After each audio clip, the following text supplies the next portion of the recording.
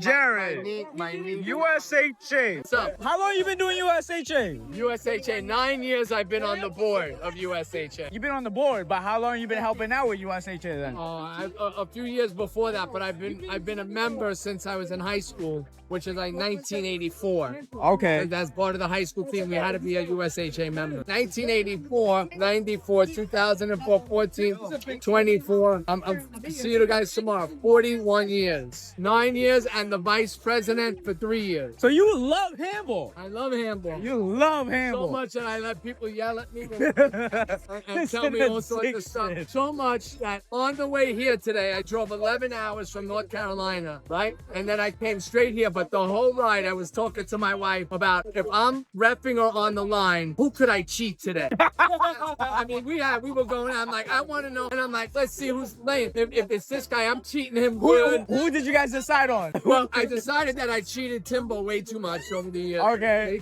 No, I'm just kidding. Nietzsche came over and he's like, yeah, oh, you're on the line. I'm like, yeah, I can't wait, man. I'm going to get him now. Because I hate that when I'm on the line. They're like, oh, did you cheat? Yeah. Right. I love handball. You know, I love the rules. Guys, if I show you my Facebook messages just like you, I'm answering all the time as best I can. I see that. Cisco hit me up. He said, yo, listen, I tagged Jared. He's going to let me know what the rule is. I said, he's a busy guy. I don't know if he's going to reply that back. He said, watch, he will for me. I'm one of his refs. If I got a question, Jared's going to come back to me. And you got right back on that. Yo. I got guys from Texas, from Florida. My phone rings and it's Paulie Yagwell. I'm like, what do you want to know? It's Colleen. What rule do you want to talk about?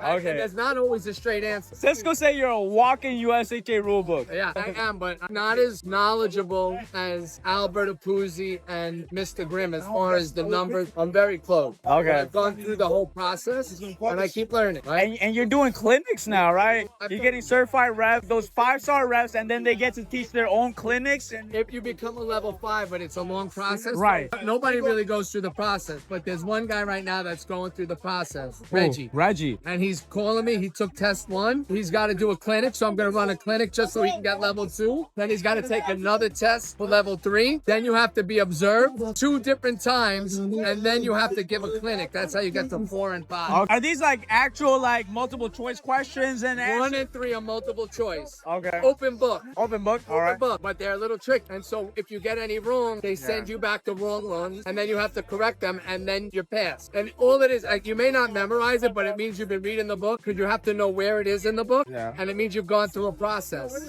Okay. Right, just like any other rep. So it's a good exercise. Are you doing this in Elks? Because I seen you do one in Elks. I did one in Elks. I don't know where the next one's gonna be, but we're gonna do it soon. Okay. Sooner than later, because I owe Reggie. Since he went through the process, I have to do a clinic. So you should come. I would love to. Yeah. We always have a discussion, and I could be right or wrong. You know, I always know the rule. Yeah, I feel you. But you know, people say that the rule book, like the reffing, is majority is a judgmental type of reffing. What's up, brother? How you been? Not the majority at all, the minority. But there's a lot of it, right? Okay. This clear, is the ball out? Is it good? Did he move into the shot? But then there are some plays that are very close, like the one that you posted. Now that I've been doing these videos here and there, I see a lot of people saying that it's all speculation. It's not cutthroat down the line like a cookie cutter. There's a lot of it is. A lot of it is. And I would want to say so. I would think so. The more you study, the more you learn how to apply the rules. Sometimes it's not just one rule, you're looking at 2 rules. But let me also give you an example, right? Basketball. You have a referee in basketball. Right. And one day, one referee is allowing a lot more physical contact and he's not causing. That's his judgment on the level of play. That same rep another day may not allow as much contact depending on the 2 teams that are playing, right? But the rules that go behind it, right? They might be inside, they might be jostling, but if the guy comes up and takes a shot and he hits his wrist, he's calling a foul and he gets 2 shots. Same in football, right? Sometimes they're calling every freaking little thing. Yeah. Sometimes you're gonna see that flag go up every single time, right? So in handball, you have to know your ref. You have to know how he might call it, because I'm gonna call it different than Albert Apuzzi. Especially if 2 guys have contact. He grew up playing in like the 70s, 60s, 70s. He's he's going to allow a lot more contact. I'm not going to allow as much. I'm going to call it an avoidable or a block. Right? Someone swinging, they hit you. Yeah, it's just like that in UFC as well. You got to know who's reffing your game. Yeah, And yeah. as a ref, you have to know who your player is. Exactly. Like today, when Tavo said the ball hit him in the head, if I'm repping that game, I'm saying it's a replay just because I know Tavo. And I'm not going to do that for every player. When I'm playing with these guys and I say I picked the ball up, they're going to give it to me. They know that I picked it up because when I don't get it, I say I didn't get it. So the ref has to know the player has to know the ref. Each game's going to have a different dynamic. It's not straight down the line, but there are black and white pages that need to be referenced and known so that you can show somebody, here's what the rule says. Question for you. This is something that we had happen at Coney Island, and it happened when we were playing at Bailey. We're both on the left side. My partner serves the ball. I'm coming in, but the guy is coming back. He's coming back. We're basically going in. He's coming back from the wall. I'm going to the wall. He's playing the ball. No. Both are going for the ball. He's not thinking his partner's gonna take it, so he makes contact with me. He calls the block. Right. Person that's going to the ball saying, "You got to give me room."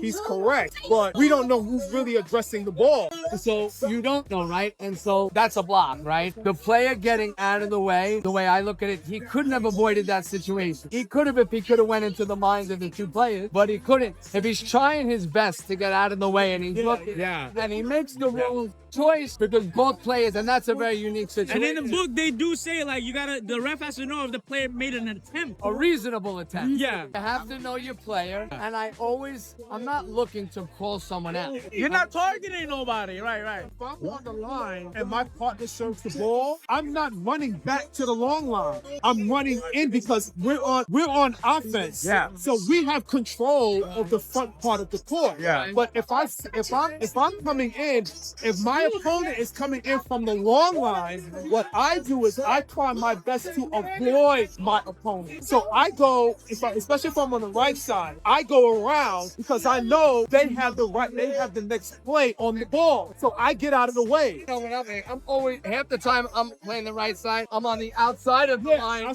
waiting to get back in because you can't just charge down the middle because they have the right of way because they're in offensive position. Movement and footwork have a lot to wind up playing into predicting. If you do not have decent positioning, then when you sit back and you go through, everything winds up faltering. There are times that you're going to wind up hitting shot, but you try to sit back and get out of the way of it. And as you said before, that is in the eyes of the referee. Right, you have to be able to sit back and make a reasonable attempt. Carlos brought something up, right? If opponent themselves be like, oh, that ball was out, or oh no, I moved, it's a black ball. You as a ref should almost always go with that player's call. They're being modest, and they're saying it's a black ball because I moved it. They're being modest, and the ball was out, it's a out ball. Yes, because it's you're supposed to, as a player, be self-enforcing violations, just like golf, right? I don't know if you ever seen golf. A little bit. But a guy is in the sand and he moves the sand, he penalizes himself.